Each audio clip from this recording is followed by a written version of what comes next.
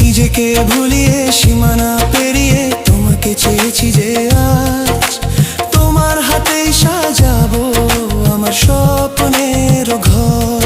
আমি তোমার প্রেমে পড়ে দুনিয়া ভুলে গেছি।